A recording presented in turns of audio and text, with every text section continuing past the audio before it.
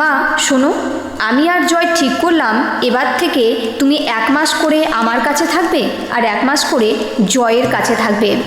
অনুরাধা দেবী বলেন, এ তুই কী বলছিস খোকা? তোর বাবা গেছেন 6 মাসও হয়নি, আমার বাড়ি ছেড়ে আমি কেন জয়ের কাছে থাকবো? মিতালি বলে, কেন মা? জয়ও তো আপনাদের ছেলে, আপনারাই ওকে রাস্তা থেকে তুলে এনে দত্তক নিয়েছিলেন।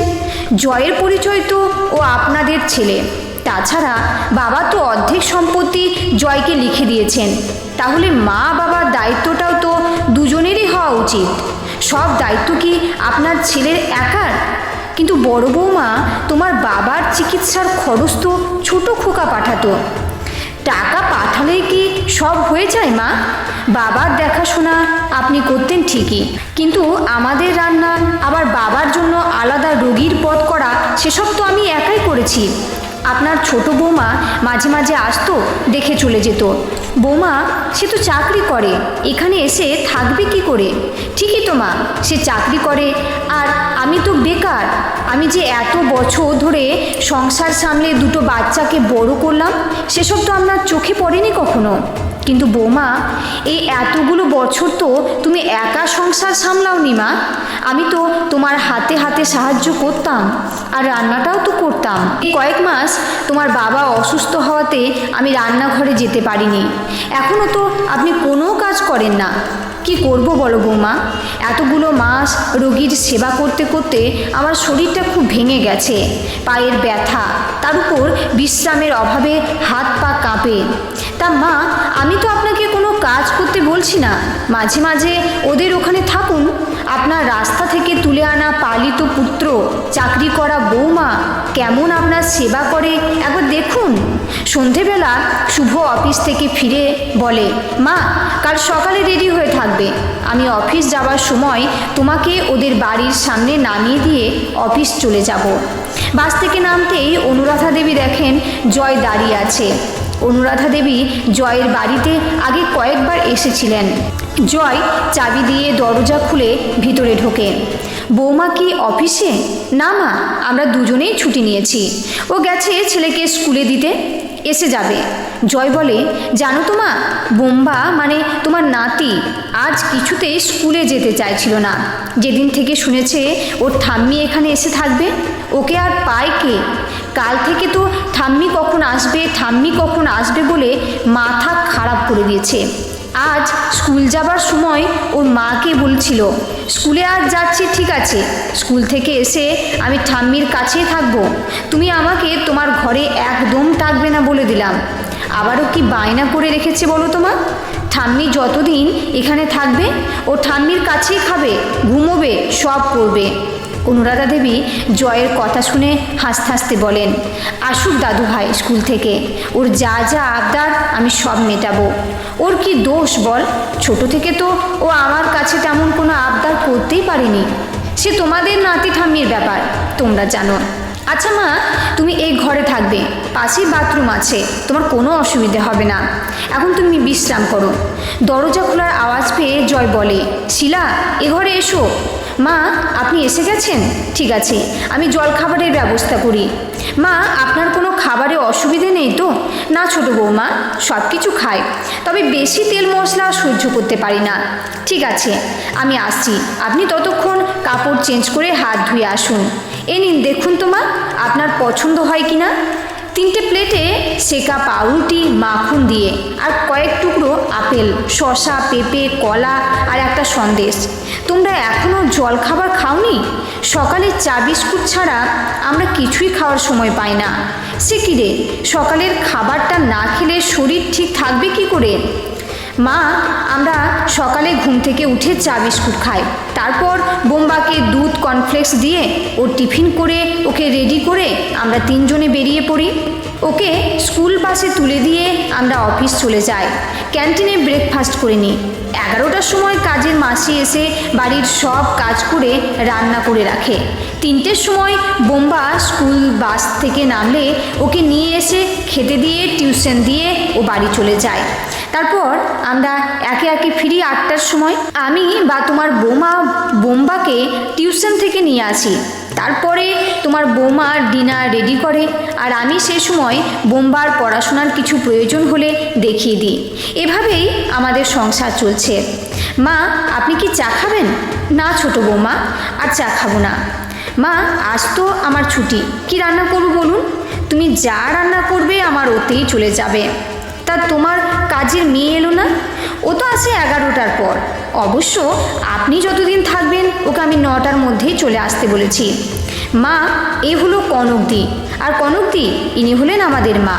শিলা বলে, কনকদি, আজ তো আমি বাড়িতে আছি, কাল থেকে বোম্বার সঙ্গে মায়ের সব দায়িত্ব তোমার, বুঝলে? কনক বলে, সে তোমার কোনো চিন্তা করতে হবে না বৌদি, মাসিমার যত্নের কোনো ত্রুটি হবে না গো।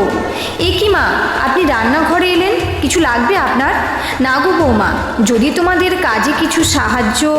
এ কি কথা মাসিমা, আমি থাকতে আপনি আমায় সাহায্য করলে বৌদি আমাকে আস্ত রাখবে না। হ্যাঁ কনকদি, তুমি একদম ঠিক কথা বলেছ। মা, আপনি এখানে শুধু বিশ্রাম করবেন। হ্যাঁ, যদি আপনার বাইরে হাঁটতে দিতে ইচ্ছা করে তাহলে বিকেলে কনকদির সঙ্গে যাবেন, একদম একা একা বাইরে যাবেন না। এভাবেই 1 মাস নিজের ছেলের কাছে আর 1 মাস পালিত ছেলের কাছে, এভাবেই চলছিল অনুরাধা দেবীর জীবন। ছোট্ট বোম্বাকে নিয়ে বেশ ভালোই দিনগুলো কাটছিল তার। বছরখানিক পর, মা, জয়ের তো কালকে তোমাকে নিতে যাওয়ার কথা। জয় আজ ফোন করে বলল জয়ের চাকরিটা চলে গেছে, ও একটা অন্য চাকরির ব্যবস্থা করে তবেই তোমাকে নিয়ে যাবে। কটা দিন দেরি হবে। বড় বৌমা বলে, তার সে কথা কতটা সত্যি সেই জানে। এ তুমি কি বলছো বড় বৌমা? জয় কেন মিথ্যা কথা বলতে যাবে? সে আপনার পালিত ছেলেই জানে। তা মা, আপনার ছোট বৌমা তো আর আমার মতো বেকার না, মোটা টাকা মাইনে পায়, সে আপনার দায়িত্ব নিতে পারছে না। দিদিভাই, তুমি একদম ঠিক কথা বলেছ। এ কি ছোট বৌমা, তুমি? হ্যাঁ মা, আমি এলাম আপনাকে নিতে। আপনার ছেলে তো এখন রোজ কাজের খুঁজে বেরোচ্ছে, তাই তো আমি এলাম আমার মাকে নিয়ে যেতে। সে কোন ছোটবেলায় আমি আমার মাকে হারিয়েছি, ভেবেছিলাম বিয়ের পর মা পাবো, সেটাও তো তুমি হতে দাওনি দিদি ভাই। আমি তো চাকরি করতে চাইনি, কিন্তু তুমি প্রতি পদে পদে আমাকে মনে করাতে আমি এ বাড়ির কেউ না, তুমি একমাত্র মিত্র বাড়ির বউ। আমার স্বামীকে রাস্তা থেকে কুড়িয়ে আনা হয়েছিল। আমার স্বামী রোজগার কম করতো বলে মাঝে মাঝে কথা শোনাতে। যেদিন তুমি খেতে দিতে আমার স্বামীকে 2টোর বেশি রুটি দিতে না, মাছের পিসও ছোট দিতে। দেখুন মা, দেখুন আপনার ছোট বৌমা আমার নামে কিসব মিথ্যে বদনাম দিচ্ছে। অনুরাধা দেবী বলেন, বড় বৌমা, একটা কথা বলি, আমার বয়স হয়েছে, সব কিছুতে থাকি না যাতে ঝামেলা বাড়ে। তা বলে কি ভেবেছিলে আমার চোখে কিছুই পড়েনি, কানে কি কিছুই শুনিনি? সবই দেখেছি, সবই শুনেছি, খালি অশান্তি হবার ভয়ে কালা বোবা অন্ধ সেজেছিলাম। তার উপর তোমাদের বাবা তখন শয্যাশায়ী, তার সেবা করব না, তোমাদের কুটকাচালিতে থাকবো, যোগ দেব বলো? শিলা বলে, দাঁড়াও দিদি ভাই, আরও কয়েকটা কথা বাকি আছে, শোনো। তোমার ছেলে মেয়েকেও তুমি সেই শিক্ষা দিতে, তারা কাকার কাছে এলে কোনো আবদার করলে বলতে, ও কি তোমার নিজের কাকা যে ওর কাছে আবদার করছো? সবার খাওয়া হয়ে যাবার পর রান্নাঘরে তুমি আর আমি খেতে বসতাম। আমাকে পরিমাণে ভাত তরকারি কম দিয়ে বলতে, তুই তো অনেক মোটা, এই কম বয়সে এত মোটা হলে ঠাকুরপোর পাশে তোকে মানায় না, তাই একটু কম খাও। এক দিন তো মাছও দিতে না, মাংস হলে 1 পিস দিতে।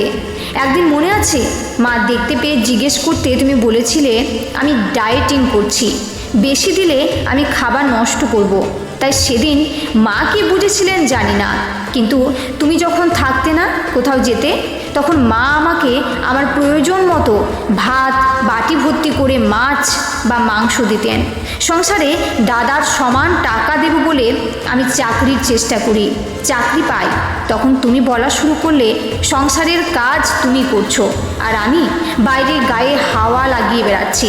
তাই সেদিন মা বাবা আমাদের বলেছিলেন আমরা যেন আলাদা থাকি, আর তাও সেখানেও তুমি থেমে থাকলে না। যেদিন জানতে পারলে বাবা তার 2 ছেলেকে সম্পত্তি সমান ভাগে ভাগ করে দিয়েছেন, সেদিন থেকেই মায়ের সঙ্গে ঝামেলা শুরু করলে, মাকে 2 ভাগ করলে। ছাড়ো সেসব কথা, এটা নিন মা। এটা কি ছোট বৌমা? এটা সেই সম্পত্তির ভাগের উইল, এটা আমরা ফিরিয়ে দিলাম। বাবার সম্পত্তি সব আপনি আপনার নিজের ছেলেকে দিয়ে দিন, কোনো সম্পত্তি আমাদের চাই না।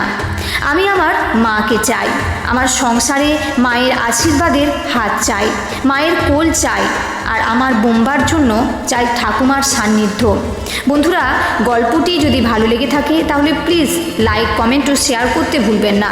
আর নতুন বন্ধু হলে অবশ্যই সাবস্ক্রাইব করে সঙ্গে থাকবেন। ভালো থাকবেন, আবার দেখা হবে পরের কোনো ভিডিওতে।